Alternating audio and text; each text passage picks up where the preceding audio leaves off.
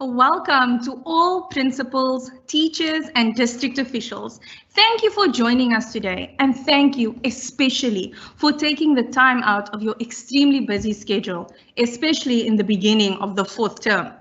I am Melissa Bailey, and on behalf of the E-team at Metro North Education District, Fergus Aphid, Oriel Bayman, Zandile Sunamzi, and Asamahli Mzili, we welcome you and thank Eversdal Primary for availing themselves to share their inspirational and amazing story. In this session, you will hear from the principal, Mr. Henk Arangis, who will discuss Eversdal's journey and the strategic planning involved when starting this process. Mr. Gijsberger will highlight and expand on the importance of professional development throughout the adoption of technology. Ms. Heloise Kuhn will explain how assessments, assignments, and moderation have changed during this period. She will also demonstrate and introduce Eversdal's favorite applications in and out of the classroom. Lastly, the panel will answer all your questions in the last 20 minutes of this session. We encourage you to ask your questions, add your comments, and participate fully throughout this seminar. You will see a speech bubble with a question mark in the top right-hand corner of your screen. Let's keep the conversation going throughout the day.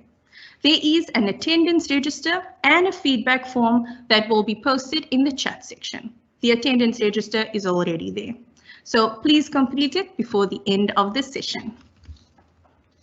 Mr. Arangis is the principal here at Eversdal Primary School, and he will now take us on an 8-year-long journey.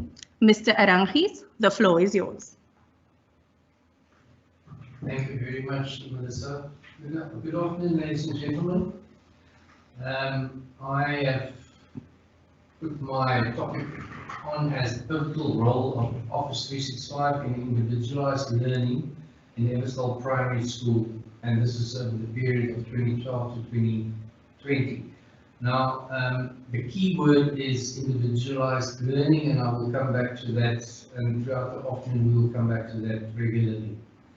I'm going to give you a very brief overview of what we did over the 8 years at the school and what we rolled out.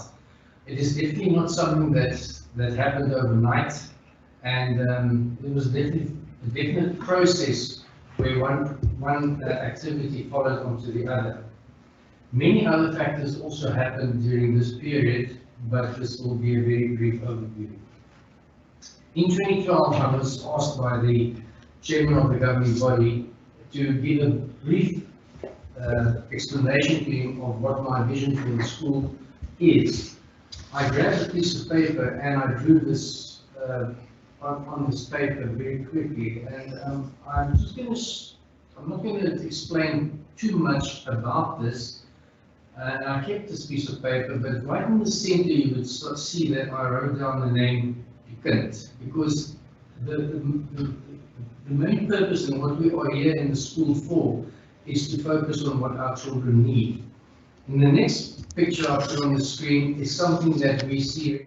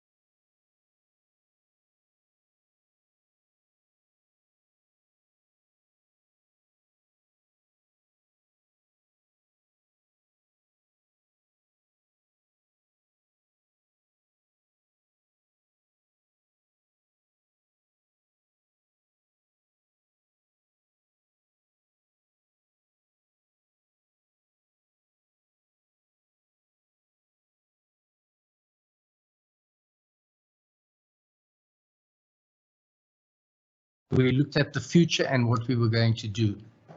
The more important part is when we stated our mission is these were the following aspects that we focused on. We believe that schooling is more about understanding than not just mere knowledge.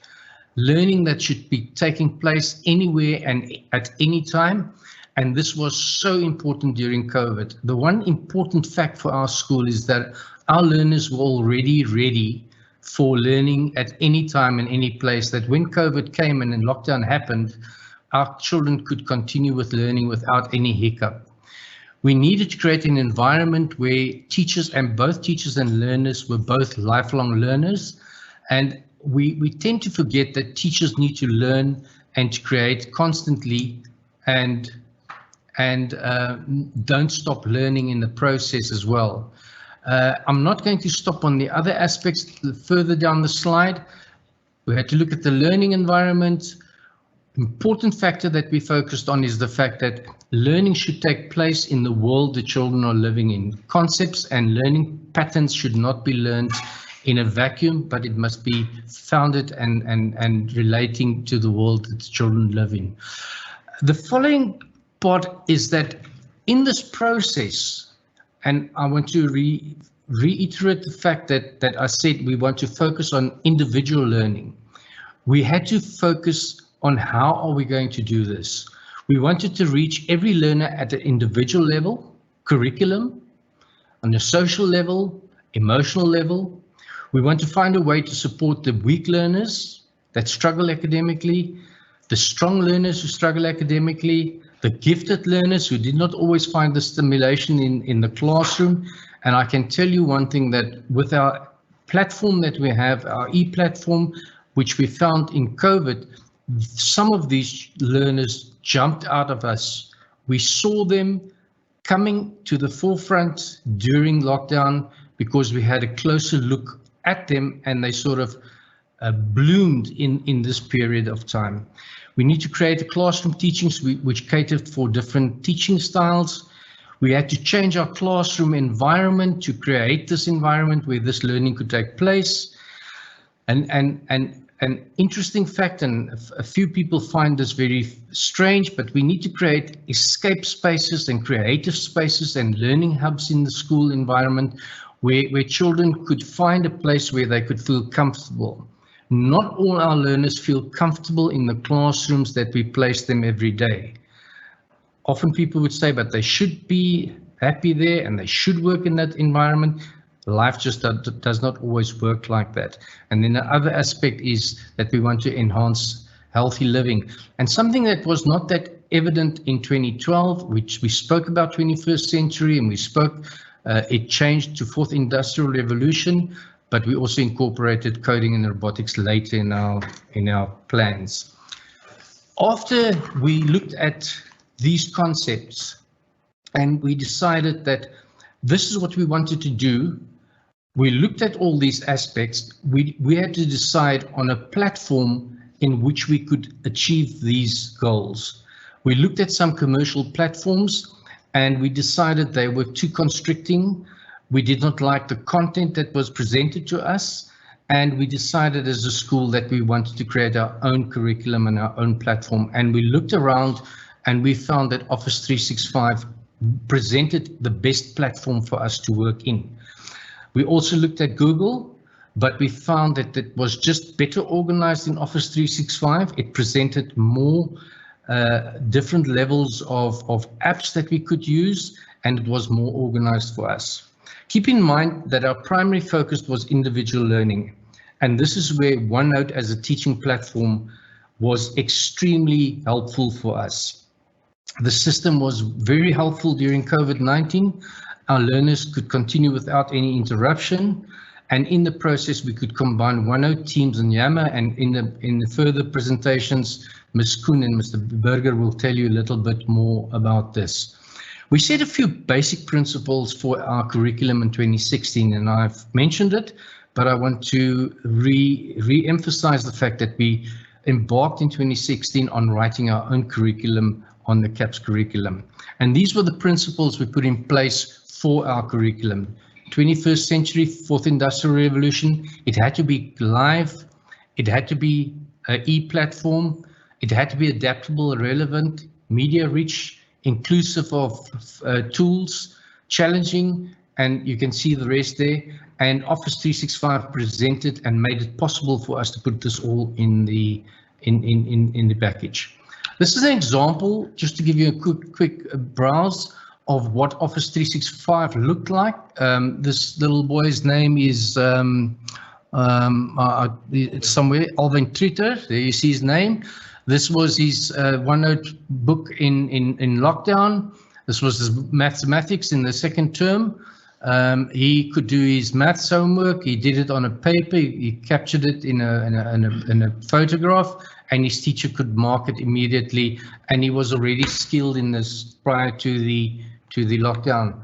There's another example of Microsoft Office package on the right is the Teams package, the Teams profile, where the teachers had communication with the learners while they were doing teaching in Teams. And on the left is Yammer, the communication software which they could talk to their teachers during the day in engaging on questions. Right.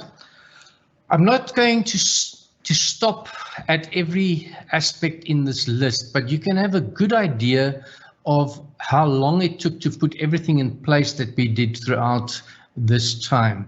I want to emphasize 2014, 2016, maybe 2013 when we started with iPads and tablets in the school.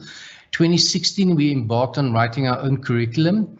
2017 to 2020, this year we went through the whole process of revising the process in OneNote and Office 365.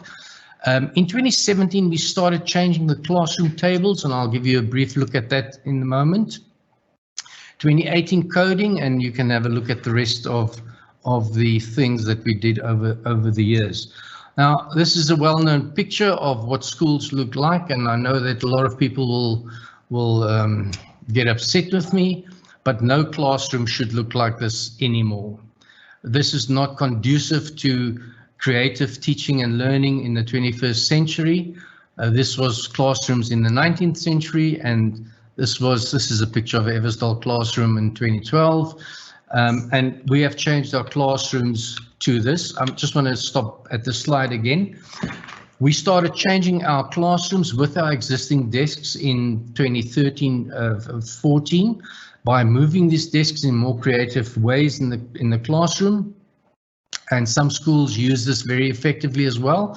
But we managed to change this in 2016 when we started developing our own desks. We made these desks. Here you see an example of these. These are in a hoefijzer shape, and the learners work in these tables. They are set up in different directions. We also created escape spaces for the learners to move out of the classrooms. And this is a strange phenomenon for many teachers or educators, but when the learners embark on a lesson and the teacher has done his teaching process in the classroom, the learner can leave the classroom and go and sit outside one of these spaces and continue with his work in the classroom. You'll find here one of these spaces as well. These are corners in our school where the learners can go to. Now, learning became very mobile in our school, and learners could either move out in the passage on their own.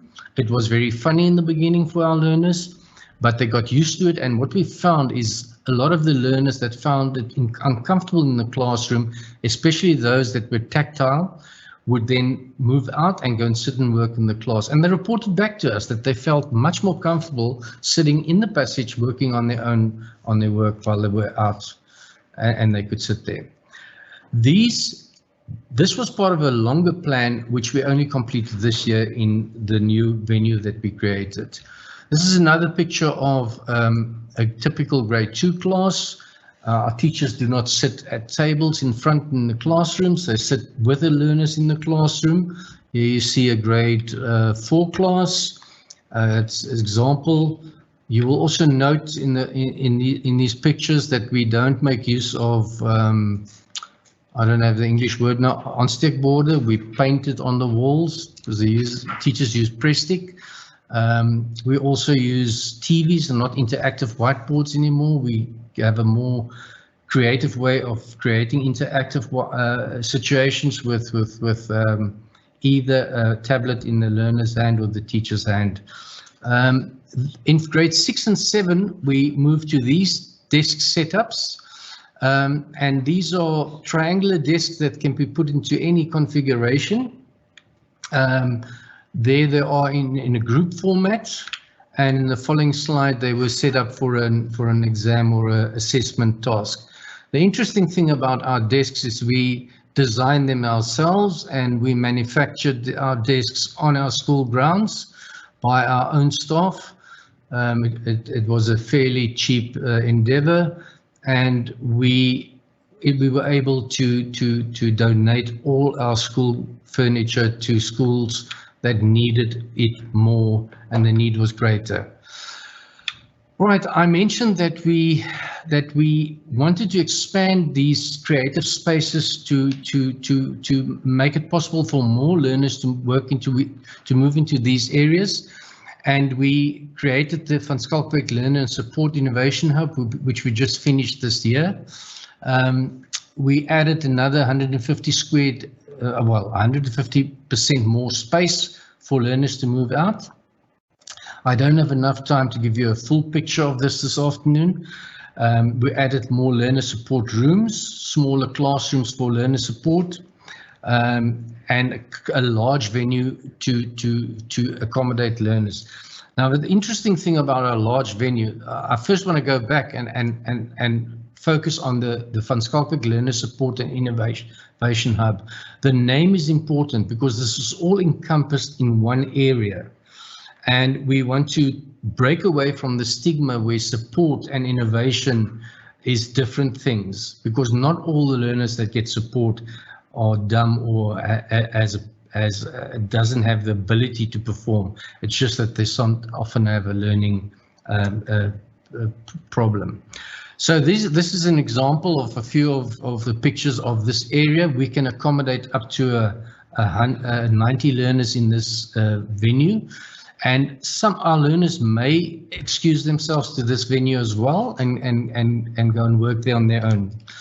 Right, I mentioned our Healthy Living program. We have a very interesting program at our school. Mr. Berger will mention something about this later, but we have a very creative timetable. We have a little snack time in the mornings, and then we have a longer first break. We do not have a second break, but we have a compulsory 15-minute walk as a second break around the school ground. The learners all leave their classes for a second break walk, and this is the path that they follow around the school, and it's called the Effer Walk. The whole school does it at the same time. Right, and I want to end off with our coding and robotics program. Our coding and robotics program that we've been doing up till now is Lego Mindstorm, software and hardware. The Lego We Do program 2.1 is for the juniors, and the Scratch software and Python. We have coding and robotic as a dedicated subject time slot as part of our STEM program on our timetable for grades 1 to 7. It's once a week. We are fortunate enough to have 2 dedicated teachers and staff members for this program at the moment, but all our staff follow this program in tandem with these staff teachers, as we need all our staff to understand the basics of coding and robotics. Next 2 years, we will be busy with green food software, also the microbit software and hardware, and then we also have 10 drones which our learners program for coding and robotics. And then next year, we're part of the DBE 1000 Schools Robotics Pilot Program. It's just a picture of the junior robotics, and the next picture is that of the senior robotics pictures. Thank you very much. Thank you, Mr. Ramphis. That was indeed a lovely journey. I am very excited about the coding and robotics, so hopefully we can come back and have a look at that later. Next up, we have Mr. Gijs Burger. He is one of the deputy headmasters at the school. And he will now share with us the process of teacher professional development at Eversdal Primary. Mr. Burger, thank you. Good afternoon, ladies and gentlemen. I've been involved with the staff development program at our school since 2013 to 2019. And I look forward to sharing some ideas with you, how we did things, as well as lessons learned. And I hope you can take something out of this presentation. So let's get started. Okay, so my topics that I want to quickly cover today is how we created time for training, how we made sure that our teachers are ICT skilled, the retrain of our teachers at different levels, the development of our own curriculum, how we created the spaces in the classrooms that Mr. Arangis referred to, the change in our delivery of our curriculum, classroom management, and some considerations to keep in mind. So Eversdal, like most other schools, had a very traditional staff development program, which were once a week. It was either the principal that had or that talked to the staff regarding a certain topic, or it was some external person from outside. But to reach all the goals that Mr. Arangis referred to, we needed to create lots of time to upskill and train our staff in order for us to reach our goals. So we've developed a staff development program in two phases. Phase 1 was 2013 to 2016, and phase 2 from 2016 to 2019. So the whole idea of creating time for training, which you would need lots of time with back in 2013, is that we did not want to create any additional time. As teachers are very busy with busy schedules regarding their own personal life, sport activities, cultural activities, didactical classes, and preparation for the next day. So to create additional time was not the way forward, and we knew that it would create negativity regarding training. So we looked at our program at the school, and we decided that we need to get rid of most of these staff meetings and the coming together of staff to convey certain communication. And the first thing we've done is that we've tried to communicate more via emails rather than to come together. So to look at the traditional timetable of a primary school, well, this is a 12 period timetable back in 2013. But what we've done is that we have stopped all the morning coming together of our staff. We rather want our staff to come to school and sort of manage their own time. So what we've done is we've created six slots in which we've done our training. This is from 2013 all the way through to 2019.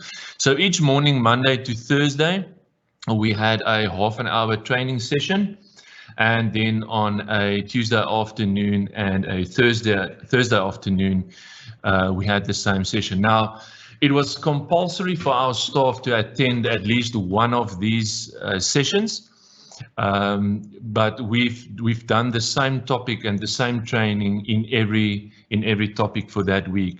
So that's why it took a lot of time to cover all the topics and all the necessary skill development that we want our staff to do.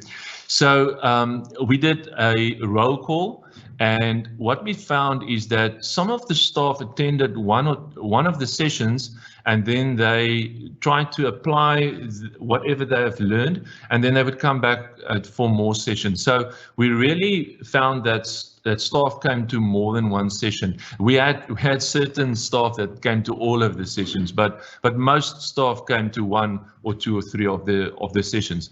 The roll call is very important, and it's a side note that one must keep in mind, because it also keeps track of all the topics that are being covered, and it helps the person in charge of this to write a detailed report and just to make sure that everybody learns or get trained in the right topics. This also helps for future reference when one have finished a specific topic to go back and see what staff did not do that. What is the success of this program is that staff came in smaller numbers. So our staff is 65 staff members back in 2013, and to teach these training sessions in a smaller group of 5 or anything between 5 and 15 people really helped us to engage a lot.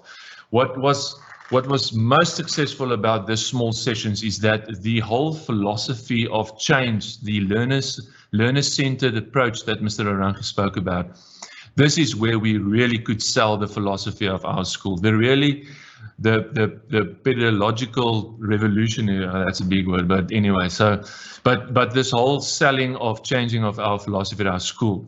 What is important here to note is that one must also give your staff an opportunity to voice their concerns, or to just in general terms just to vent a bit, because this helps one to vent with the staff and then to steer the conversation in the right direction. And you can manage the positivity or negativity in that specific session. So this helped us really to engage with our staff. And then what was also another success is that if a staff member came to maybe the first training of the week, that staff member could have all the other mornings and the afternoon sessions off.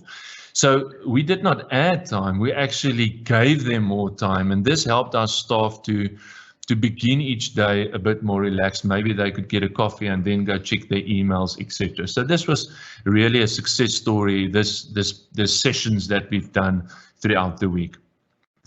Okay, so phase 1 of our staff development program was really just about upskilling our staff with their normal IT skills, and then also to introduce the whole tablet education. Now, back in 2013, the iPads at that stage were probably only 2 years in the market. So back in 2013, a tablet was not well heard of in education. So we did a lot of basic training regarding that.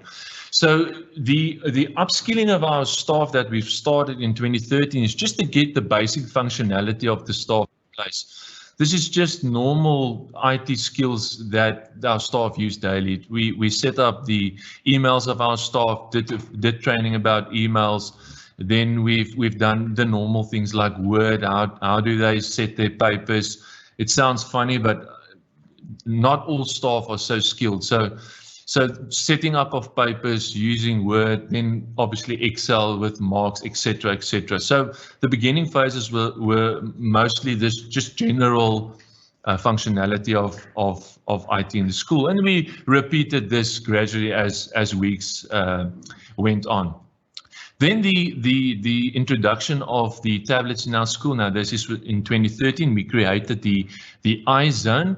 And the iZone was just a small classroom that we've introduced our learners and teachers with tablets. So most schools that we've spoke to in the past and we've helped in the past few years like the idea of just creating a small venue and just get everybody through that venue, just to introduce it at first. So we've also done this, and we've set a small timetable where the whole school from grade 1 to grade 7 could go through the iZone within a week. And this was just to play around with the tablets, with the iPads. There was no formal instruction. It was just playing, and Mr. Arankas likes to make the joke that the kids or the learners actually taught the staff. So when we started with tablet training, it was normal things that you must remember that back in 2013, most cell phones still had buttons, where touch technology was not that common. So in 2013, we started with touch technology. You know, how do you just find your way around an iPad? How do you insert things? How do you use the camera, etc.? How do you do your mails, etc. on your tablet? Then in 2013, we gave a tablet to all of our staff, which then enabled our staff to take that tablet to the classroom, which was then an additional tool in the classroom. After that, we've spent a few weeks or months on the philosophy of the whole flipped classroom idea. And our flipped classroom back in 2013 was a new concept in education, and we needed to find a method of communicating with our learners while they are not at school, and we then decided to use Edmodo. And Edmodo was used in our school since 2013 all the way to 2016, actually the start of 2016 when we went to Microsoft. So then in Edmodo, we taught our staff to communicate with their learners while they are at home, and then to add a bit of content, to explain something, to add a photo, etc. in there. So that was the whole flipped classroom philosophy or methodology that we've done in those staff training sessions. Okay, so obviously after the initial training throughout the first year or two, we needed to retrain our teachers at different levels. So what we've done is that we've decided to change the week program so that the first 3 sessions of the week was to re-emphasize the basic skills that we want our staff to understand. And then the last part of the week, we then took that same skill and then we just did a more advanced application of that skill. To keep in mind here is that one must always keep to one topic at a time, and you have to actively involve your staff when they attend the training. The staff member can't come and sit in a staff training and then just listen or take notes. They have to actively apply what you try to teach to them. And you must make sure that it works, because most teachers will go out of the session, go immediately to their class and try to apply what you've taught them. And that also energizes them to see that they can actually do it. And just a side note on that as well, it's not a case of young people and old people. We actually found that young people who are supposed to be tech savvy did not know how to apply certain IT skills within an educational context. And we also found that some of the older staff really created impressive work. So it's not an age thing. Just to keep in mind here is that when you determine which staff can do the first or the second part of the week, do not give a whole pass to certain staff. You have to have your staff attend a session every week. If you are going to give a whole pass for that week to certain staff members, it will create a precedent of staff not coming to training. So make sure that at least a staff member comes to training once a week. It also creates a bit of a divide between staff, and some staff are very sensitive to other staff being excluded from training. So that's just, and then also keep in mind that if you have a staff program, staff development program throughout, let's say, that year, you have to set out specific time, or your program has to be a hybrid or a fluent program where you can change different aspects or skills or topics that you're teaching, because the need arises in a school day or week to apply certain skills again or new things. So if one have a program, one must be able to change that program. Let's say next week we are not going to do what we want to do. This need arises from the staff, and we need to cover that. So it's very important to talk to your staff, because your staff really do provide good information. Phase 2 of our development was from 2016 to 2019, and this was the implementation of Office 365. Now, I want to just quickly say the following, that if you go through a process of training your staff, you must remember that a staff member see every topic as something new.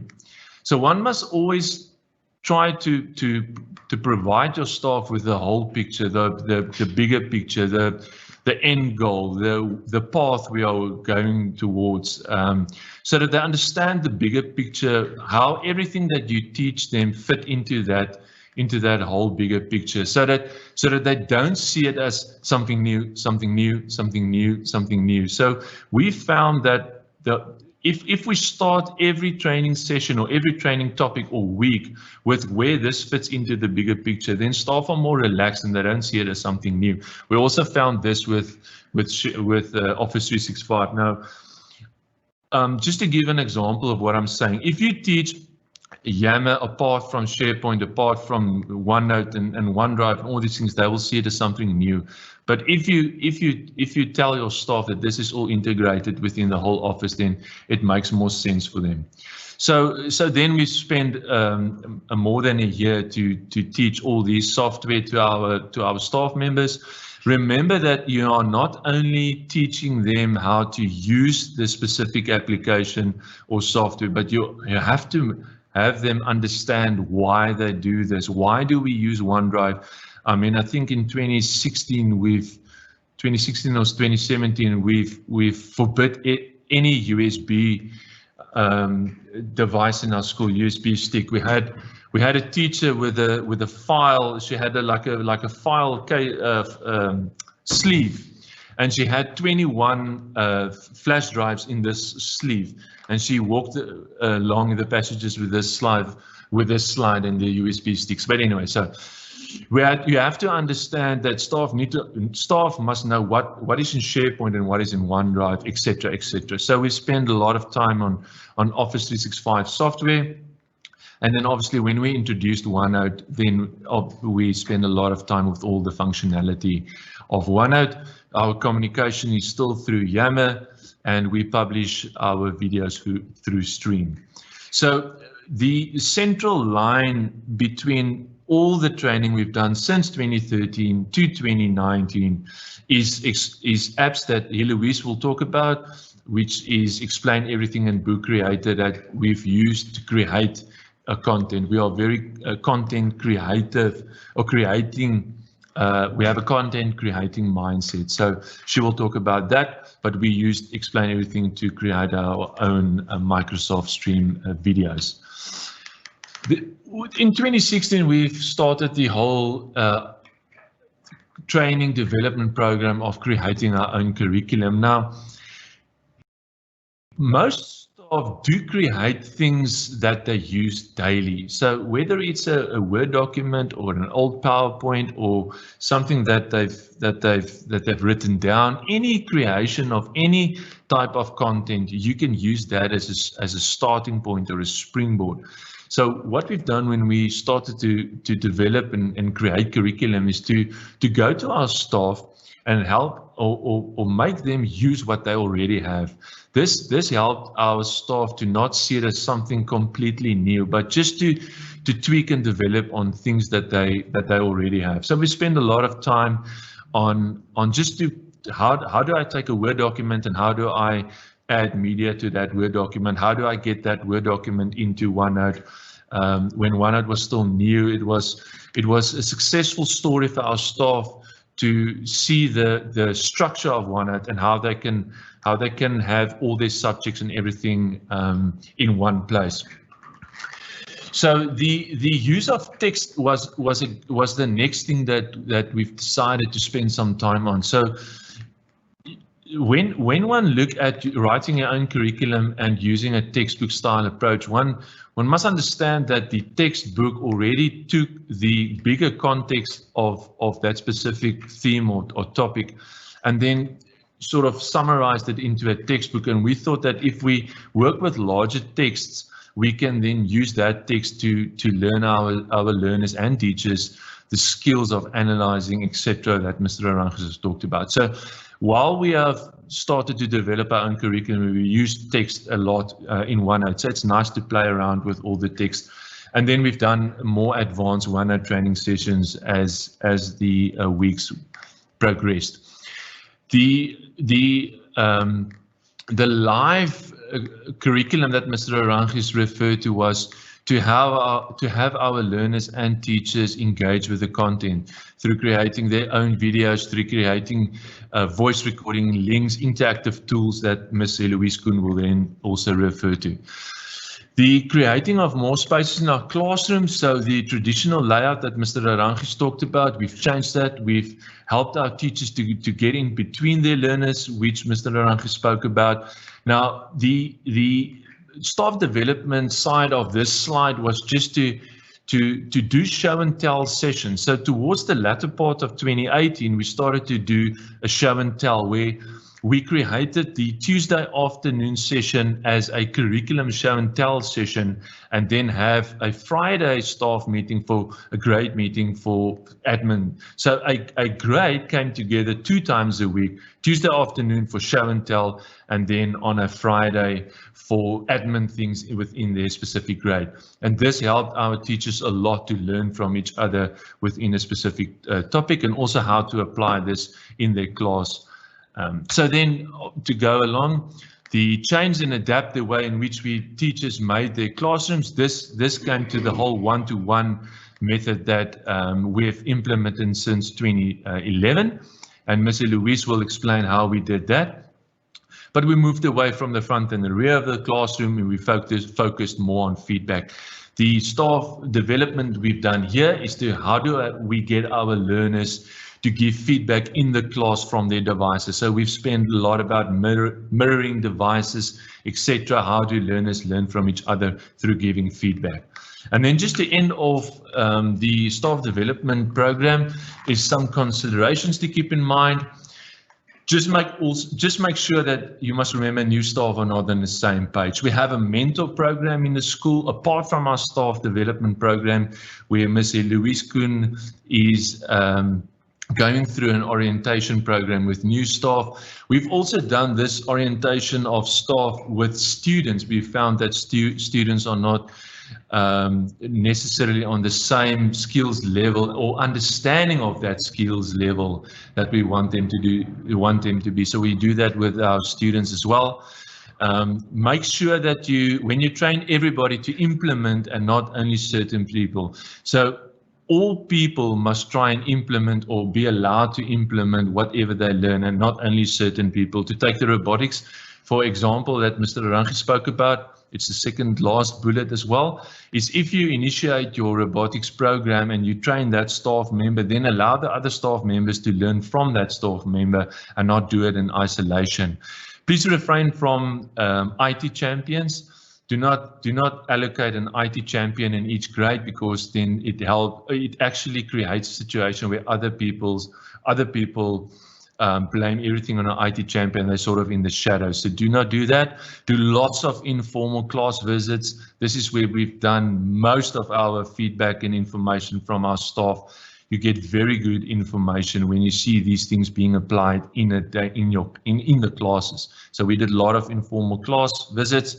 And then we adapted whatever we saw was not in place, and we did cover that in our topics. And then please don't try and limit the time that you speak to the whole staff members at once. So keep your group as small as possible. This is just some considerations. You're more than welcome to ask me anything at the end in the Q&A session, or to make contact with the school. Thank you very much for this opportunity. Thank you so much, sir. A growth mindset is indeed needed during this change that we are going through. And we really appreciate all the tips, and we are taking them very, very seriously. So Ms. Eloise Koen is the departmental head of curriculum, and she will now share how Eversdal has developed the assessments and the moderation. And thereafter, she will also discuss Eversdal's favorite apps. Ma'am, over to you. Thank you very much for this opportunity. Yeah, I'm glad we can get to the more exciting bits now. So we are going to talk about the assessments, assignments, and the moderation part of an online office suite. First of all, the teacher training is very important to get your teachers to a certain level. and also to have patience with them on working with this, with these apps, with the integrated system. The best part of this is that the more they use it, the more comfortable they get with it and the more creative they get. So the key to this is, if this is your system, you do it every day and everyone gets on board with it. So let's go over to our daily assignments. We started with our daily assignments, putting it into a planning table for each week. So it's divided into subjects. And as you can see, so in each grade book, the children are really skilled at this stage in OneNote and being able to flip between different subjects in OneNote. So it's quite interesting to see how you give them a landing page. Now, OneNote is very interactive, and it's actually fantastic to see how it makes the content come alive. If you just have a curriculum that has no interactivity, then you just have text on glass, which can be read from a normal textbook as well. So your content needs to be interactive. And as you present it to them all the time, in that sense, it's also easy for you to teach them how to do it. So what we basically do is we have the planning and we put it out per subject.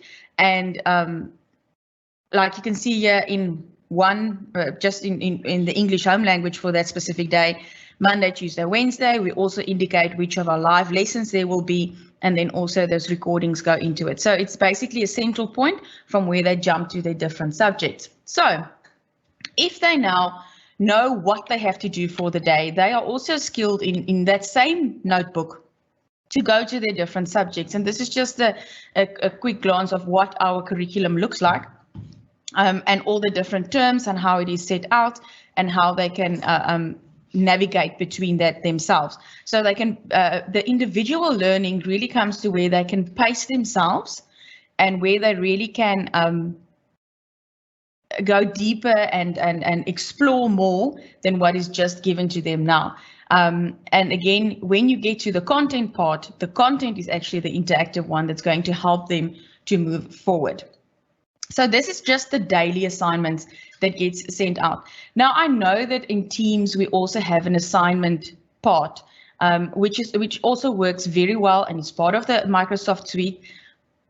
But for us, it worked better to have the instructions or the assignments and assessments within OneNote, because this is what our children felt comfortable with. They knew how to navigate between it, and we just thought we're going to stay in it. And we're happy that we stayed within those parameters, because when COVID-19 was a reality and they had to stay home and work, there was really no difference, except for maybe a bit few more concept videos that we had to put into the planning tables. So when we then want to use OneNote for our informal assessments. Now, informal assessments, and I think most of us feel that way, if we can just have informal assessment and only have a systematic assessment once every 3 years, we will all be quite happy about it. So for the informal assessments, you can see that we use Microsoft Forms, mostly in our mathematics books. If the content for different subjects align to it, then we can we use it for different subjects as well, but mostly for mathematics. So mostly for the mathematics, what we do is you create a Microsoft Forms and you supply them with the answers and the methods of how to get to the answers. So a child that has received his work in the planning table, has gone to the activity, done it, and can do his self-assessment afterwards, he can see how he performed in that unit, how he feels about that unit, and he can retry. It's just settings in forms that need to be make sure that they are correct to use. So you can actually, if you do take the recording of that, you can see which of the children are struggling with what specifics at what time. The second informal assessment that we are going to look at is for listening and speaking. Now, this is quite interesting, as OneNote has got a built-in audio recording app, if you want to call it that, within the app. So what we did was For our listening activities, all the stories are read and saved as an audio note in OneNote. The children can just click on it and they can listen to the story, and they can listen to it as many times as they like. And for our second language learners, this was very helpful. And then afterwards, they can read the questions. And then when they read the questions, they can, in there, next to the questions, record their own answers. So then they learn to listen to their own voices. We found that once they knew how this worked, they would sometimes, when they answer the normal questions, they would send us a recording if they have a question, and most of them started recording their oral so that they can practice it afterwards. So it's really a skill that they started to feel comfortable by hearing their own voice. Or the most exciting part is when you go back to class and you reflect their workbooks and you play their voice back to the whole class. So this within OneNote, the audio recording and playback was really something that we use daily. And there you can see it's informal assessment on content, comprehension content, and it works well. Then also, it's not interactive, but as the informal assessment, we started looking at deep learning. After the lessons Mr. Arankas brought back from Finland, we started to create a deep learning bubble. So we've got 6 different bubbles. This makes the children think a little bit more about what the content is and how it can be asked. And we all know that once it comes to assessment, there should always be higher level questions. So this is how you teach them to answer high level questions and start thinking about it without them being known that they are being assessed. So it's just a picture that is pasted in there. And as you can see, we do have a creating of content all the time. So when we prepared these books the previous term, we could use COVID-19, for instance, and just put it in here. So the history subject for grade 6 this term is medicine throughout the ages. And there you could just have a question about what will the impact be if a vaccine for COVID-19 is never found. And that can spark a whole conversation where the children learn to think about what will happen to their communities, and deep learning is taking place from out a source that can be edited all the time. Then we need to get to the online assessment when using OneNote.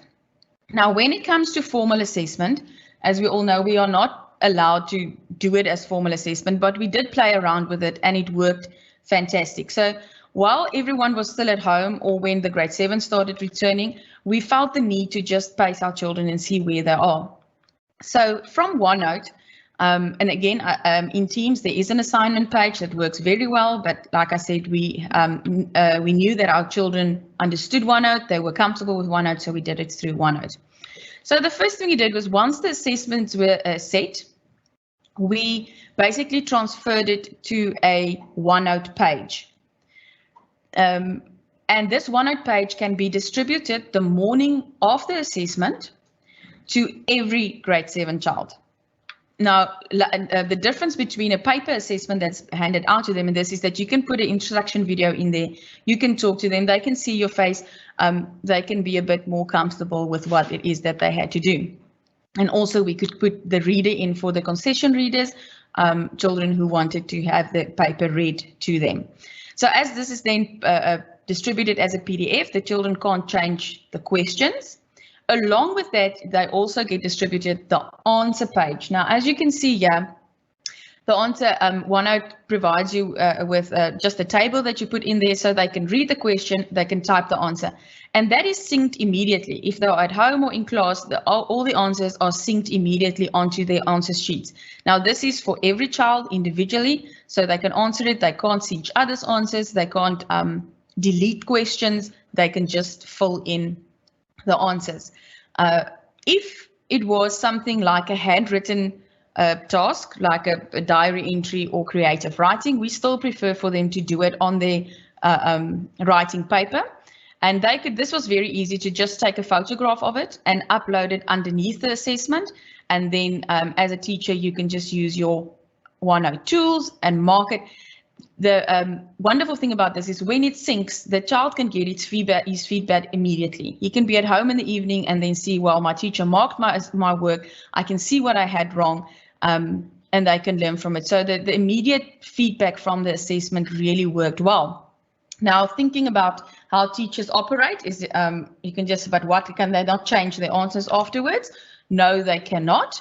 OneNote within the class notebook has got a function where you as a teacher can still access their work after it's been locked. So just here you can look at this example. We uploaded some tasks for them. So for instance, I now want to mark the English home language creative writing task. They give me all the names of the children that completed that task. And the moment the time is finished, or that afternoon, or when, you can lock the pages and no child can change any of their answers. But you as a teacher can go in and you can mark it either using your marking tool or using the stickers that's in there, just pasting on a tick or a also help them with some corrections. So this also should not only be used for formal assessment, it can be used for any weekly informal assessment. And this really worked well for us. The next session I want to, or the next piece I want to get onto is the online moderation and quality control. Now in here we used SharePoint, which is also part of the Microsoft suite, and it's also part of the of what the teachers feel comfortable with as they still work within Microsoft. Now the wonderful thing about this is that it's cloud-based, and our SharePoint is now also working. Our Microsoft server is a cloud server working through Azure that really gives access to the teachers to work wherever they are. So for the online moderation, I'm just going to quickly run through how this actually works. The first thing is the teacher sets this assessment in a Microsoft Word like they are used to. You type your questions, your answers, your memorandums. You also include your Excel sheets with the different levels for the languages, the different levels for how the cognitive levels are entered, and all of that, if it's an Excel sheet with levels or if it's a Word document with the paper, all of that then gets uploaded to SharePoint. There you can see that the FAT is uploaded, and you can see what date it was uploaded and by what teacher. So if you do have someone monitoring the quality control, and you have got deadlines for when certain papers should be in on time, you can really see if they are following their deadlines or not. So within SharePoint, you create your folders. This is our moderation one, and you can specify it as much as you want to make sure that they stay nice and neat. So the next thing, so just on that note, this has also replaced our teacher files, because everything you need is collectively in SharePoint and accessible at any time by any teacher or departmental head or principal that wants to monitor anything. Now, once the Microsoft Word file is uploaded, you now can open it and you can start by inserting comments. This is a nice tool for our subject heads and all teachers collaboratively teaching one subject. You can insert a comment on the comment on the questions, comment on the level of the questions, and also here you are responsible as a teacher to make sure that you know what your children are going to be assessed on. We also have a rule in our school that even if you don't want to make a comment on any of the questions, you just have to sign it off with a comment that says, I've seen it, thank you very much, or like nice and difficult paper, the kids are going to enjoy this. And that gives us a time, because the comments does give time, date, you know exactly which teacher saw the paper and at what time. And the subject heads can also see what the quality of the papers are, and they all leave their comments on the paper. Once that is done, the subject head fills in the moderation page, and this moderation page is then saved with the assessment And a nice thing about SharePoint is it's got a send link feature. So next to your paper that you have sent or your moderation form that you filled in as a subject head, you can just send the link, you enter the email address and just additional message if you want to, and just say, I finished moderating your paper, please apply the corrections. And that goes straight to the person that set the paper, and it is easily corrected. So there we have our paperwork. It's saved as a PDF, so it can't be changed, and we have accountability to that. Just to show you here that we do this system of moderation with book moderation, verification of results, moderation of marks, all of it goes through this process and these steps. So once all of that is done, we now transfer this assessment with its comments to within SharePoint to the assessments folder.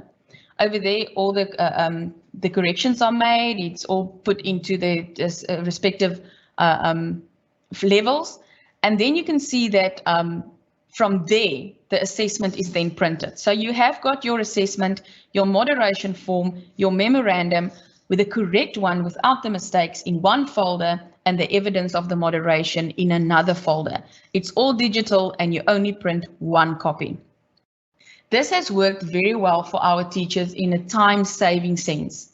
Because we do have teachers that's on the sports fields until 5 o'clock, 6 o'clock in the evenings, there's no way they can get back to their subject head and get the paper that needs to be moderated by tomorrow morning and then have an excuse of it, I couldn't finish it. They can go home in the evening, they can open up their cloud and they can moderate they can change it as it would, or they can moderate other people's papers. We even had one teacher sitting in Amsterdam. There was a deadline, papers had to be on SharePoint and she can upload it from there. So there's no excuse why your assessments can't be in on time so that it can have the proper quality control that it deserves. And also there is, it brings us to the next part, the accountability. Every document on SharePoint has got a version history, which you can open up and you can see exactly what time, what date, which teacher looked at that document or changed it. So if a teacher tells you, but I did have a look at it and it's not in the version history, you can see, but it's not there. Or you can see who looked at it after the deadline. And it's not about checking up on the teachers. It's about the teachers knowing that they are safe within their system. And we are making sure that whatever assessments we are putting forth to the children are of a good quality, everyone is informed and they know that they are safe within their parameters. So as you can see, if we go back all the way to where we started with our daily assignments, you can see that the daily assignments leads to informal assessments, leads to formal assessments, all done online, marked online, moderated online, quality control, and then we just move on to the report. So it does happen that it can happen that the only piece of paper you print out is the report at the end of the term, and the rest is all done online, and it can be done safely and it can be done securely. So that is what I have to say about assessments and moderation and assignments. So then let's move on to the next session, which is on our Eversdal Primary School favorite apps, and the most important, the why. Now, when we start talking about apps, we need to go back all the way to 2010 when the first iPad was released. Tablets were relatively unknown then, and it was very app driven, and a lot of educational apps were released then. So when we started with our tablet program in 2013 at Eversdal, this storm has settled and we could now focus on the tablet as being a content creating tool and not only a place to play games, if you understand what I mean. And that is also a criteria we seriously look at before we introduce any new apps. So the first app we need to look at apps as teachers. So when we teach a language, the first thing we always do is we teach the listening and the speaking of it. And as teachers, for us, it's very important to let the content come alive to our children so that they can learn to listen, they can learn to speak the language. So we start with grade 1 to 3. We are very fond of the Jolly Phonics and the epic reading, and I know that a lot of people also use that at this stage. And then to get back to the listening and speaking in OneNote, as I explained in the previous session. So again, OneNote is our main app for that, and it's built in the listening and the audio recording. Then something that actually took flight now through lockdown, when we had to close our library, was the Google Playbooks. So it's not only Microsoft. If there's an app that can really help the children, we use it. So most children have the Google Playbooks on their devices, and these ebooks or audiobooks or comics are actually quite popular amongst the children. And it also has the perception that your tablet is not only used to play games. You can actually read on it. You can create content on it. You can, it is a tool for you to use and not only a toy. So for our listening and speaking, there are quite a few ones, but we like to use the ones within OneNote and the Jolly Phonics to start with. Then for the writing and presenting. So after we've done the speaking and the listening and the reading, if we want to start writing and presenting. Now this can, even though this is focused on in our languages, we know that this is also something we should focus on in our content subjects. The writing of a subject should be one of the important things. So we start with book creator in grade 1, 2, and 3. So after they have written their story or their weekly news or their holiday story, and we've got the handwriting under control and all of that is done, this is something that they can move to the escape corners with. They can go up to the hub and sit there and do it. And they can actually use their writing piece and turn it into a presentation with pictures and books and create their own little book. Once they are comfortable with book creator and they want to move on to something a little bit more interesting, we start to help them on PowerPoint. So we also have gone on the days where you do your oral standing in front with a poster and just talking about your oral. You can now have it in a PowerPoint. That PowerPoint can be saved onto the child's OneNote book, and he can open it himself. And as I said, we started with the tablet program that he can reflect that onto the TV that's in the classroom, and he can have a proper presentation, whether it is his language presentation or about the solar system or anything. Again, our focus is on content creation, taking what they've learned and creating something. The next step after that is the Explain Everything app that we like to use. And the children love this because after we write a story or we make a presentation, they can now make a video out of it. And they can create their own videos and they can upload it to Stream. So in Stream at this stage, we have got a live library of videos created by staff and children in our different subject channels. And any child within the Eversdal community can access that and they can go have a look at those videos. So here you can see how content creation really starts to pay off. We didn't start off with a tablet for every child. There was a stage where we had one box that would circulate between the classes, and if it was your day to have the iPad box, we wanted the teachers to use it as effectively as possible. And once they start seeing how it can be used, that's when we started in grade 4 and 5 and 6 to have the different one-to-one tablet programs. But it does work wonderful if you are in a classroom and you want them to use apps and every child has got their own device. So however you in your school do that, it really works well. Then the creating of concept videos. Now I touched on it on our previous slide. Using Microsoft Stream to create the was really something we used during lockdown, because this is where using the Explain Everything, the teachers created their content videos. The nice thing about this was that the content videos was now put into our OneNote books. So our OneNote books are now populated with created videos by our staff, and our staff will explain it on a level that they do understand. The children understand, they know their children. So it's custom made and mother tongue language instruction is also very important. So we really walked away from only having YouTube videos as concept videos in our OneNote books, where an Afrikaans child will have to listen to his instructions or his concepts in English, but we really wanted them to create their own videos in the language that they feel comfortable with. So those are the apps we use for that. Then we get to mathematics. Now, mathematics is always a challenge, and it is very easy to just, after we have done our work, put the children onto the tablets and let them play a math game and think it's educational. For the foundation phase, we have got the counter, and we have got Math 24. Now, this is a nice app for the children to space themselves and practice their bonds or practice their Math 24 going up to compilations of 24. Because these are done on the iPad or the tablet, whatever the class have for that day, they get comfortable with working on it and the touchscreen, and like we said, they sometimes teach us.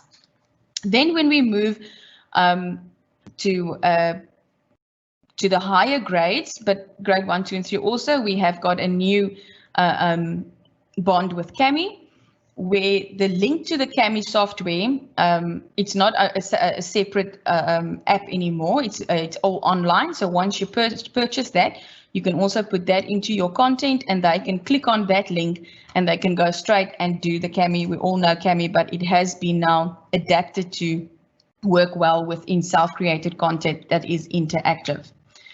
The grades 6s and 7s are quite fond of GeoGebra. This is an app that we use, that we put into our books to make sure that we look at the different sides of algebra, look at geometry, and they can, once they have done the work, they can go create their own shapes by using the app that's in there. Again, as OneNote is the springboard, we've got everything together. You've got your planning, moving on to the content. Once they're done with the activity, the link to this app is already in the content, and they can easily move over to that. If there's a child that really understands the work well, they can now go to the escape spaces and they can do this quite effectively. You can also put them on a project and they can work together on this. And then for our grade 7s, they are quite fond of the PET interactive simulations. This is also a wonderful app for sciences also. They can build circuits, they can do any of those math concepts, and it's a simulation where they basically create their own algebra equations, create their own, this one is now on area and perimeter. So this is also something that you can. So just to bring it back to, if you could create a normal Word document with a with the instructions on it or the lesson on it, and you just put this link into it, and however you send it to your children, if they're at home or on an interactive way, that link is still active, and that is how you can start to make your worksheets interactive. And then if you ever do go over to something like your own curriculum, you already have an interactive curriculum. Then one of the things that we really enjoy at this stage is our Teams live lessons, and I think we all know why. At this stage, we have got half our classes in class and we've got half of our children at home. We have it on our TVs reflected in the mornings. We do the live lessons, and I think there's quite a few schools that does that. Afterward, the recording of this lesson is then put into the planning table. And this child can go and have a look at it afterwards. This is something that we really wish should not be lost after COVID-19. To use this as an example, we had one of our teachers who played for the Southern Stings in Bloemfontein in the national tournament the past 2 weeks. And she could have either been in her hotel room and presented the lesson, or her colleague that's next door could have taught both classes at the same time. So never again does stand-in staff or supply staff have to be a problem why children can't get a good education on that day. Not that supply staff don't provide a good education, it just keeps the education going. Also, you can see here what started once the children started getting comfortable on Teams. You have a child at home posting a picture of the sum he just did and then asking, ma'am, is this correct, and not waiting until the next day when he sees me. So they are quite savvy and they get onto this quite quickly. We know of within teams they have started study groups within classes, and they study together, they share notes together, and that has improved some of their marks. The next app we want to talk about is Simple Mind. Now, this is something we use a lot within our content subjects. So within our content subjects, after you have finished a unit and you've got your summary, you just put the link to the Simple Mind app in your book.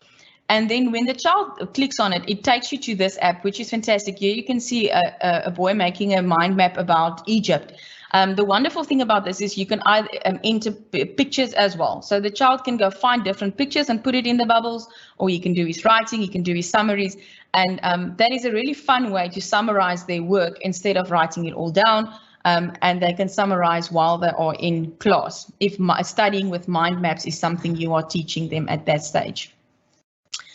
Then for self-assessment, I already spoke about forms that we use where it's immediate feedback for the child and he can try as many times as he like. And then Kahoot. Kahoot is something that's very popular with all grades. This is an app that helps you create a quiz. The quiz link is sent to the children with their devices. And then along with the question, you have to put in 4 or 2 answers, or true or false, which is color coded. And all they need to do is tap on a color on their devices. So the question is on the board and they tap on the color on their devices. It gives immediate results and it tells them who answered first. And it's a great way to quiz them on their content subjects. They really like it, and they even get clever and start creating their own Kahoots where they can assess each other in class. Then we just have this quick one. This is mostly in our language books where OneNote has got this function where you can just stick it online on their books if they wanted to, just for them to go back and assess themselves. Now, self-assessment is a very important part for this. We always ask the children after they've written an exam, go back and check their work. If they aren't taught in class to go back and check your work, then they don't do it in the tests or exams. So it's just a skill of them looking at what was asked of me and did I do that? And this is also to teach them to pace themselves, and if they can finish their work and they can test themselves, it promotes independent learning. For communication within the Microsoft Suite, we have got Yammer. Yammer is very effective as a class community. You can send them messages, they can ask you questions. We can post something if a time of a live lesson has changed, you can let them know. If they ask, ma'am, sorry, ma'am, I forgot the name of the mind map link, then you can just post the link there for them, or you can just remind them of that. And this is a class community, like it's within a classroom, so we all work together there. And what happens sometimes, especially during lockdown, is that a child will ask a question. You are not there to answer it immediately, and when you get back there 10 minutes later, a friend has answered the question for them. So they start teaching each other. Then the last one we are going to have a look at is our coding and STEM. Now, there has been a lot said about this at this stage.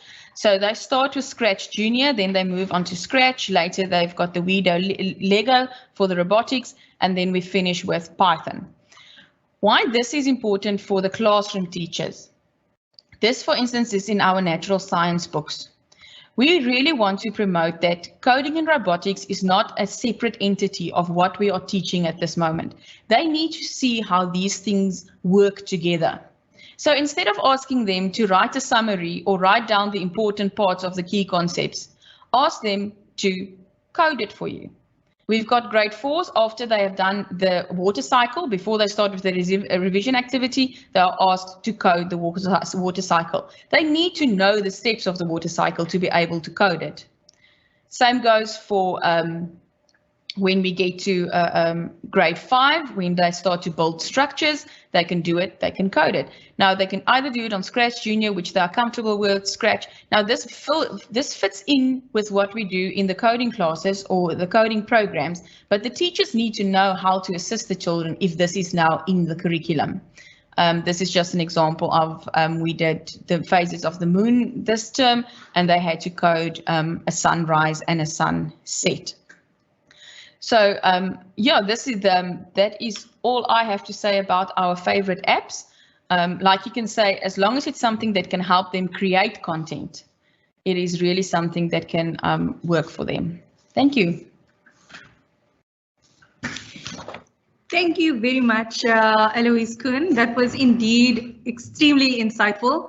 I know that at the district, we love Explain Everything. And last week, we were actually teaching with it while we were having our Facebook Live lessons. So it was just so much fun. Now, Mr. Arangis is just going to take us through some strategic planning that the school faced while going on their journey. And we see that there are lots and lots and lots of questions coming through, and we are going to tackle them after Mr. Arangis takes us through this next step. Thank you, sir. Thank you. Just need to get my presentation running. Thank you. Right. My short session now is on my experiences as a principal and the finance part of technology in education.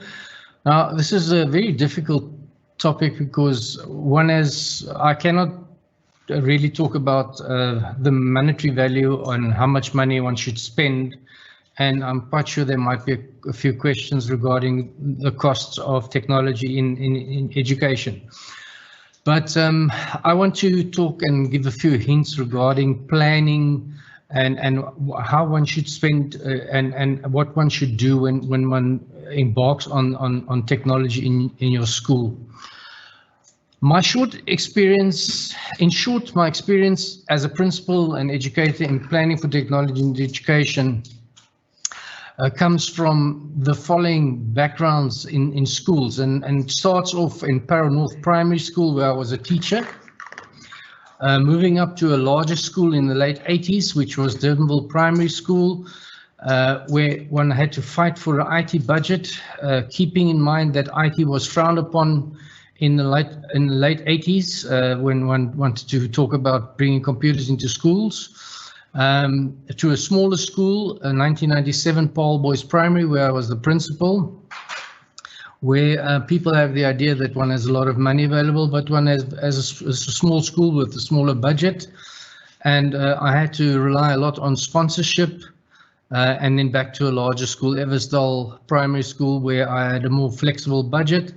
But most of my experience also comes from being closely involved with my colleagues in Paul from Charleston Hill, Amstelhof, Paulus Joubert, and for many years, and this where I learned a lot from Klapmuts Primary School, and a good friend of mine, Mr. Ronnie France, who was South Africa's headmaster of the year in 2018.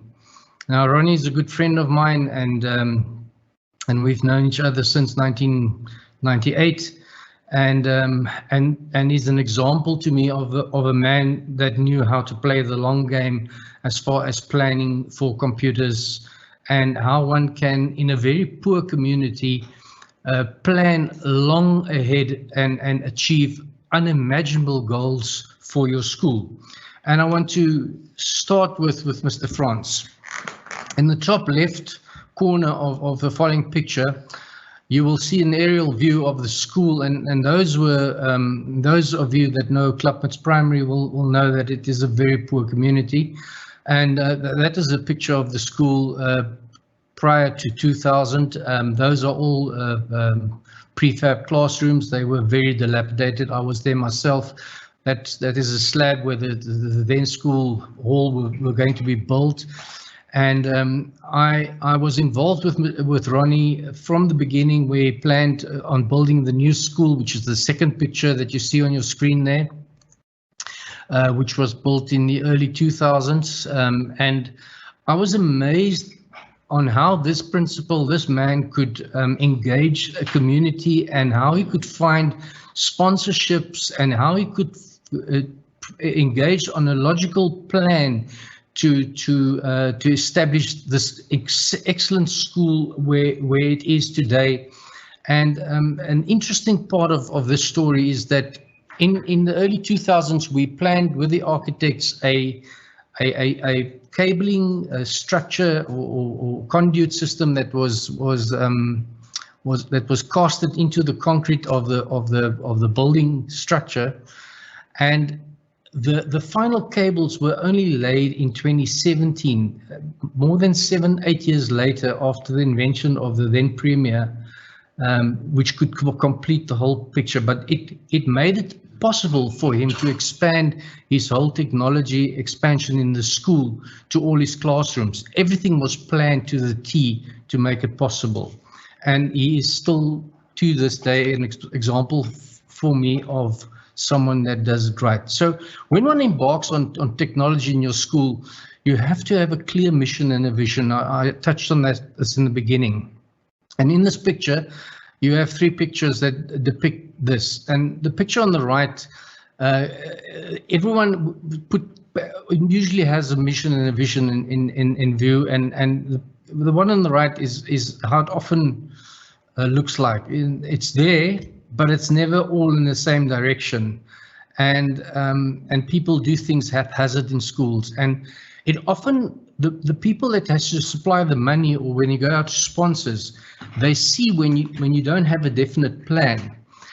The picture on the left shows a path that people choose, and you build on a structure one step at a time, working towards a specific goal. I like to use an example where, and I see it so often in schools, where people do things in a haphazard way. They dump a lot of money in a school, and they put something down and they forget about it for 2-3 years or 4 years, and then they suddenly come up with something else and they move in a completely different direction, and it's money wasted along the way, and they get it completely wrong. So again, when one sits down, and this is very important, one must sit down with your students in mind. Now, I've seen this so many times. Whether your community or your students are rich or poor, advantaged or disadvantaged. I have sat with people from communities where the children all have tablets and they all have the smartest phones. And then I realized that the learners or the children in those communities have no clue how to get any educational values from the equipment that they have available. And nothing is done by the schools where these learners are at. And then we have other schools where these facilities are not available. And it's so important that schools sit down, look at their communities and decide, what do I need to provide in my school? Because I know it's a struggle to get the basic learning happening in your school, but we have to do something about the digital divide that exists. And especially in certain communities, we must create spaces in our schools where we can bridge that gap, which is a digital divide, where our children can find a haven in the school where they can pick up these skills and develop these skills in the school. Now, I know we often feel this way. I tried this with my wife on Monday morning, but she reminded me that I have to go to school. But we often feel this way. But the principal is an important figure in the school. And if a principal does not adopt technology and he does not use tech, he does not have to be an expert. He does not have to be the guy that brings all the newest stuff into the school. But if he does not engage with these things and does not show enthusiasm for these things, nothing will happen in the school. I attended the 2019 SAPA conference in Witrifuur last year, and most of the principals of the school, there were no principals from the Western Cape, or very few. And most of the principals attending the conference was from Gauteng, Limpopo, the Eastern Cape and KwaZulu-Natal. And I was amazed how tech savvy most of these colleagues were. We hear so many negative things about the Eastern Cape principals. But I saw some of those tannies working on their cell phones and on their iPhones, and they were running their school's databases off their phones, and they were with it. They understood technology, and I was amazed, because that was not the impression that I had of these schools. Now, I'm not going to give you the figures because that is something that a lot of people would want to know, but this is a diagram, a pie diagram of our school's budget. What is important, and it's very important that we understand that if one is serious about technology in your school, it has to be a very important budgetary item in your school's budget. It cannot be something that you do every 3 or 4 years.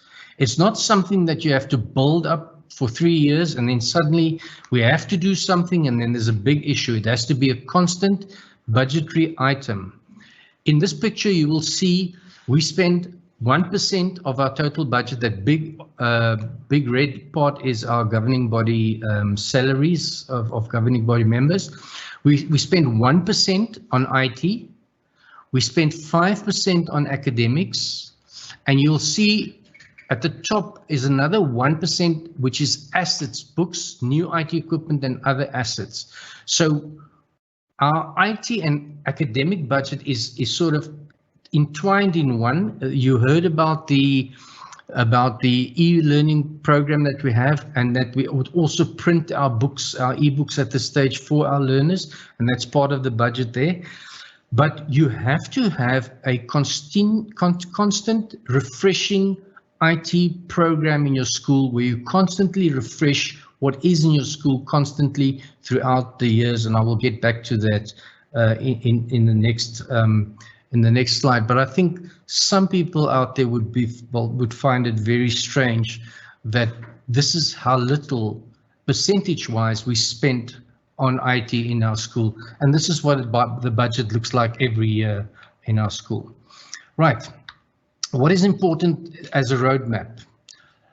1, you have to have a long-term plan.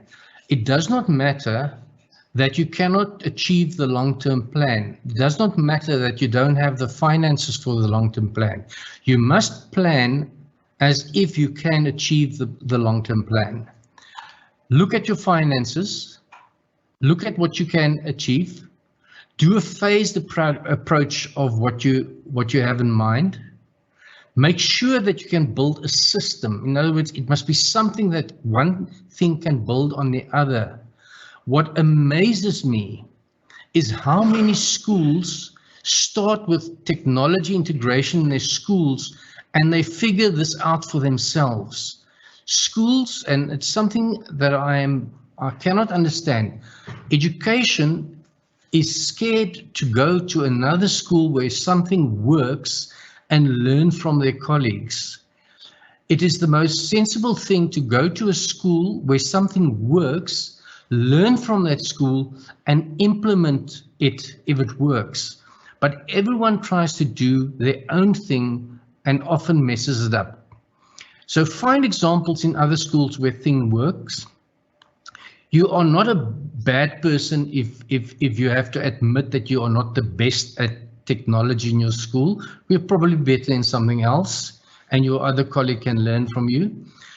Be extremely aware of experts on your governing body because they are not teachers and they're not educationalists. Be very careful of what the private sector advises you to do because the private sector does not always know what and how a school functions. Just for an example, in the private sector, let's say an organization like Sanlam, you don't have 20 or 30 people logging onto the same console in a day, one after the other. You don't have a classroom where you have 30 children working off off tablets going through one AP at the same time. You don't have these type of problems. You have, and if you start off with a tablet program, for instance, you're going to have to begin with a system where you're going to have to work out a way in which multiple children can work on the same device, tablet device, one after the other throughout the day. And it's a challenge. You have to figure out how are you going to make that work, making it sensible for everyone to make it happen. And there are ways to figure that out and you can learn from other people.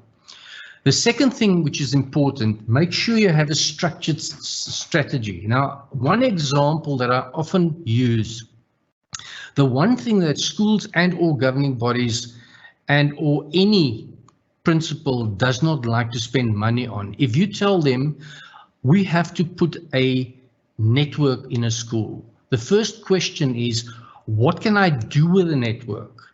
And you then say nothing. It is not a very satisfactory answer, because you have to spend some money to have a structure in place. Off that structure, you can then build things that you can do. You can always build a small structure and build onto a that small structure. But if it's not a planned structure, you often find yourself a year later that you have to break down the structure again and reinvent the structure, and that you continue with the same cycle every time. And please don't do quick fixes. I've seen this during my lifetime so often. A typical thing is we need a new computer. IT staff love this. We need a new computer center. We need 200,000 Rand for it.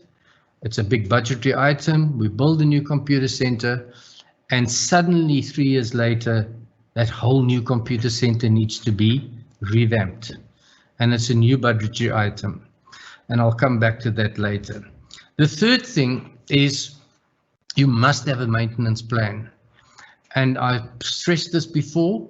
When I say maintenance plan, I also mean a plan where you have a recurrent replacement of equipment in the school. Again, the IT department does not like this, and I will come back to that as well. Yeah, I'll come back to that later. Right, if I move on to the next slide, ideas or plans to start things off in a school. Now, my colleagues touched on this. Budget constraints or unwillingness of governing body to invest often is a problem, and money is a problem. In other words, you just don't have the money. There are ways to get around this, and Ronnie France has taught, and not only Ronnie, I've seen this from other colleagues as well, has taught this to me as well. If you know what you are doing, if you know what you want, you'll be surprised how many private sector people there are that are willing to invest in schools where they see it can make a difference. And if you have that investment and you make a difference in the school, you will be surprised how many more people will be prepared to make an investment. Just to give you an idea, when we wanted to start with tablets in the school in 2012-13, I can promise you our school governing body was not at all interested in our idea. It was a flat refusal, no. We went out, we found a sponsor, and the sponsor donated 20 iPads to the school. We used the iPads in a Apple center. We created an iZone, we called it an iZone. I think someone mentioned it before. It was an Apple lab, and we recycled all our staff members and our children through the lab. And when our governing body saw that there was benefit to our learners through the system, they decided to invest further in our program, and that kick-started our program. We actually closed this iZone within a year and moved on to the suitcases, which you see in the bottom corner. Now, the right top corner, you'll find a picture of the opening of the iZone, which was done by the then Minister of Education, Mr. whatever, a good guy, Mr. Okay, and he's still a minister, but he's a good guy. And on the left bottom corner, Donald Trump. Donald Grant. Sorry, I watched some American politics. And that we closed after a year. And on the left, we started then developing these Apple suitcases, and we designed the suitcase ourselves, and we found a guy to manufacture it for us. And we moved on to creating a suitcase for every grade, and that suitcase traveled from class to class throughout the week. And it took us about 4 years to complete this program. And we are now in the process of moving away from our computer center. We have a computer center, but it is not active anymore. And we're moving to a trolley system where we work with a laptop trolley, which we have 2 of in the senior and the junior phase. Right, so quickly move on to equipment. 2012-13, we looked at the industry. Cisco is a well-known product that industry loves. We looked at cheaper options and we stuck with the unknown product, which we found scalable, Ubiquity, and we were one of the first schools that employed Ubiquity, and it's still scalable to today, and we build our whole school system on Ubiquity, and it's being done by most schools now, a lot of schools now. Must make sure your system is expandable, make sure your structure can support your end goal, and again, I said learn from working models. Some cost-cutting ideas. Be careful of industry standards.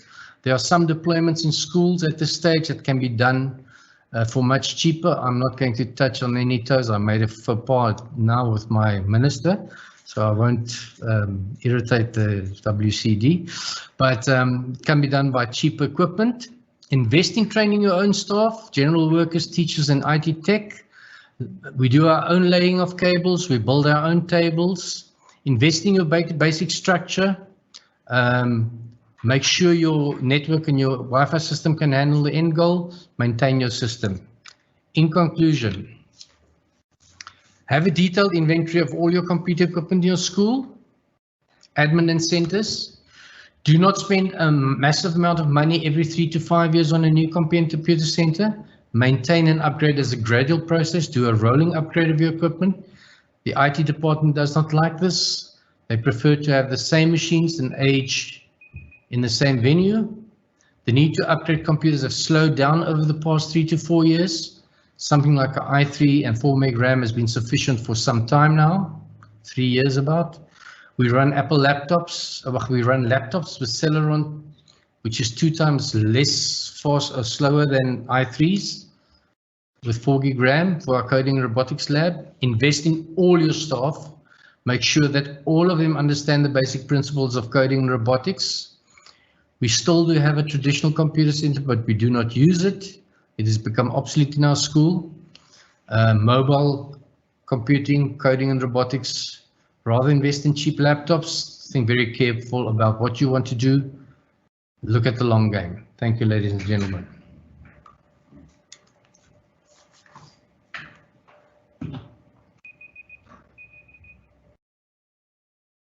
Hi, good afternoon again. Thank you for that, sir, and thanks for the little bit of humor. It's always appreciated so late in the day. So what we're going to do now is we have our panel with us, and we have a few questions that have come through, and we're just going to ask the questions. And so if you'd like to answer them, Mr. Berger, Ms. Kuhn. We also have Arno Pina here. He is the IT coordinator at the school, and there is a technical question, and I'm sure that he will be the best person to answer that question. So let's just get started over here. So it says, good afternoon. This is very exciting and inspiring to see. Did you have one person who did all the teaching and training, or did you do it all via the educator website? We've got a lot of questions about training. So some people want to know the costs involved. So would you like to, you can come here.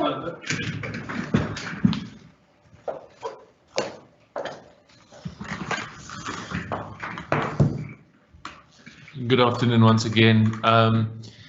With regards to the training, so most training was done by the IT manager and myself at that stage, the head of IT and curriculum. So what we've done is we've looked at our program, and obviously in advance know what we want our staff to know and to apply. And then what we've done is we've tried to just keep ahead of what we are teaching. So whether it would be to attend workshops. We've done a lot of school visits, like Mr. Arangis has referred to. We've been to many schools and see what other schools do, and then obviously do a lot of online training, read up, do a lot of different training programs that's online, whether it be YouTube or whether it be on the Microsoft Educator community, etc., etc. So we've trained us here and there. We've went to workshops, but mostly we've trained ourselves and then retrained the staff. I don't recall us bringing in specialists. I know when we first enrolled tablets in the school, we've had a person that first just introduced tablets at the school, and then in 2016 when we was activated as a Microsoft school, we've had some initial training, and then but mostly we've trained our staff ourselves. So there's no cost involved. It's basically just trying to be ahead of the game, and obviously we've got a IT team in the school with the headmaster, and we bounce ideas, and we're just trying to stay ahead. Thank you. Thank you. I think I would just like to add to Gijs is that obviously we're talking about a spectrum of training over an 8-year period. Yes. So eventually, as this evolved, the training started moving across more staff members. For instance, the detailed training, the depth training of in the office packages, SharePoint, OneNote, the detail. Louise has done a lot of training. Initially we've used one of our teacher. Well, he's not a teacher; he's an admin person now. Did the Microsoft course at CTLI. Also, he also did training. When we did these short courses, we split that up as well between certain people. So we had much more teachers, of our own teachers, involved in the training. But most of the training was done in-house. Thank you very much, sir. We have another question. I think, Mr. Pinar, this one is for you. It's from Mariska Swart. She wants to know, how long did it take to set up your initial system to use Office 365? Is it interactive and constantly evolving? Oh, sorry, it is interactive and constantly evolving, but how did the teachers start off? They surely should have had some kind of structure to begin with. So, yeah. You can come stand next to me. Thank you. So thank you for the opportunity to answer that question. I think the first one would be it's relatively easy to actually make your way to Office 365. You've got a lot of people that can assist you and help you with this, especially in the district as well. It's not only Microsoft, it's district partners also, they've got the training to assist you. And then secondly, most of us are used to the platform. You're used to using Outlook, PowerPoint, Excel, and so on and so on. So I would suggest they already know the platform. It's just giving them the tools and enabling them is the most important. And then after that, as Outlook, Excel, PowerPoint, and the whole Office suite evolves, we had to adapt. We had no choice in that matter. And surprisingly, or not surprisingly, the teachers adapted with those new changes and updates that came up. As of today, we still get weekly updates on Outlook, which changes a feature like where's this button that I'm used to, and that's frustrating. But one person sees that button and then shares it with the group, exactly. And that makes life a lot easier. So I hope that answers your question. Otherwise, just comment on something more. Thank you very much, sir. We have another question. Yes, sir. I can just quickly on the previous question just mention that Microsoft Office 365, Microsoft has excellent training programs, online training programs. So if a school is very committed to implementing Office 365, they can engage their teachers on these online training, and they can achieve certificates. And so there's this excellent, and it's very self-explanatory programs. But if they don't, the one thing that we did not mention well enough, if you don't, training is useless without implementation. Yeah. So if the school does not have an implementation phase, training is useless. Definitely. So that's... It's very important. Yeah. Extremely important. Then we have another question from Anonymous. How did the learners and parents adapt to this change? I don't know if you mentioned it in the presentation. I think the way we did it made the change. There are so many changes. So I'm going to, I presume we are referring to the tablet change. It just says this change, so it literally could be anything. Okay. The what happened in the classroom and the technology change in the classroom and the interactivity and those things did not impact so much on parents, and the learners were open to this. So when we introduced the tablets in the classrooms, because we supplied that ourselves, we focused on sharing the correct message from the beginning. Where many schools missed out on devices in the schools, they went in with a message, this is a replacement for a textbook. We started in 2013 teaching our children to use the device as a content manager.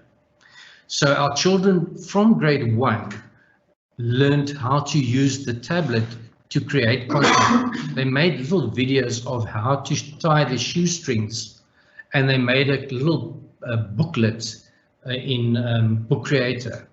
So from there, they've learned there's a camera, there's a voice recorder, there's a story that I can make. So when they went through that whole phase, our first tablet kids are in university now, but when they went through that whole phase, and when we created our own curriculum that we wrote, that was a huge block for our parents. They did not believe that we were capable of or qualified to create our own curriculum. So that was a huge block and negativity that we experienced from that. COVID-19 forced the last protesters into looking at what we did, and they all came back and said, thank goodness. So when we introduced the one-to-one program in 2019, our parents and our learners were so used to using tablets that it was a natural next step. So it was easy for us to do that. If we had to say we're going to do textbooks, they would never have done it. It would have been a backlash. So it was quite an easy process, but it was the way we did it that made the difference. We did, we did show and tells. We prepped them for a whole year. We did show and tells. We got them twice or three times through the year prior to the year. And the next year we brought them into the classrooms while teaching with the learners in the classroom. Wow. We did them and they sat in the classrooms. We taught the parents in the classrooms with the tablets, and that started spreading between the parents, and it's now an accepted norm in our school. We obviously have programs like there are children that can't afford it, and we have a program where we will give them a tablet under certain kind of conditions. We have children in the school that we would supply that with the tablets, and so we have ways and means to go about that. We have about 350 tablets in our school that we can use for that as well. But we have about without the one-to-one program being rolled out to 6 and 7 yet, we have about 80% rollout from 4 to 7. Okay, that's really interesting. I think as you mentioned before, COVID-19 has really changed people's mindsets. And the fact that you were a little bit ahead of the curve made it easier for your school to just continue teaching with an amazing curriculum, implementing all those apps. It just made it so much simpler for you. And then we have 2 more questions. I think this one might be for you, sir. How difficult was it to create a growth mindset in the teachers? I get so intimidated by the idea of online education.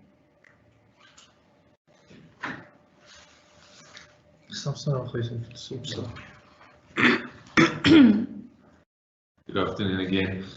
If I understand the question correctly, it refers to the teachers, or the teachers that apply everything in the classroom. The growth mindset. If I understand your question correctly, the growth mindset you are referring to there in that specific context actually refers to the teachers that change their philosophy and change their interpretation. Now, what we found during the staff development that we've done, I've referred to that small group training sessions. What we found is that if staff members voice their opinions, voice what they are afraid of, etc., that helps us to get a connection and engagement point with them and then work with them. And as soon as they see that they can actually apply this, then that just energizes them to continue with this. So keep your group small, and when they struggle, walk with them, and whatever you teach them, help them apply. Do a class visit, go to them, help them, and just work with them. Then that sort of creates a continuous positive understanding. I think what was important is the repetitive nature of the training sessions. So the teachers could, and this has happened, the teachers go to the training, they go back to the class, and they hit a complete blank. They come back in the afternoon, they do the session again. We really had continuous sessions, so they could do the same training session for 2, 3, 4, 5 weeks after each other until they got it set down.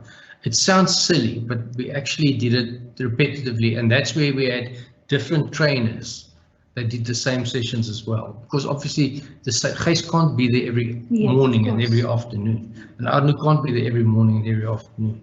I think we actually forget how it was. So, ma'am, I think I'll take this last question, which I think it's for you. It says, with all these applications, how did you make this choice? And are they all integrated with Teams? Yes,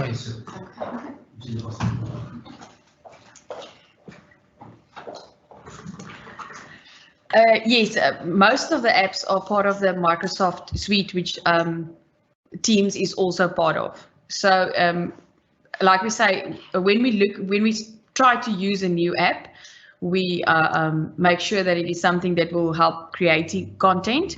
So if it's not something that is within the Microsoft suite that's already part of their login details, then the children either download it on their own devices so that they can use the app. But like I said, when we put it into OneNote as where it's our platform and they go straight from the content to it, you put in the link. So most of these apps are also online. So you either, if you don't have the app downloaded, you go work on the online like Scratch and GeoGebra and all of those things. So you don't have to have a full tablet with a full set of apps already downloaded. You can go through online as well. But as long as the base is creating content and using what they've learned to create something new and not only have games to play. Yeah. Yes. Well, thank you very much for that. Okay. So to everybody who has stayed with us during these 2 hours, I just want to say thank you to the school. This has been an extremely enlightening day. I know that we do communicate with you often, but this has just opened up our eyes a little bit more. So thank you very much, Eversdal. And to everybody who's still there, can you please complete the feedback form? What we will do from our side at the district, we will compile all the questions, put them all together. And if you've completed the registration form, We will send that out to you. We'll communicate with the school. They can complete the rest of the questions that we couldn't get to right now. But it is 5:31. Thank you very much, Eversdal. Thank you to all the districts, head office, ECID, West Coast has joined in. Thank you so much. Enjoy your evening and good luck for the rest of the 4th term. Thank you very much.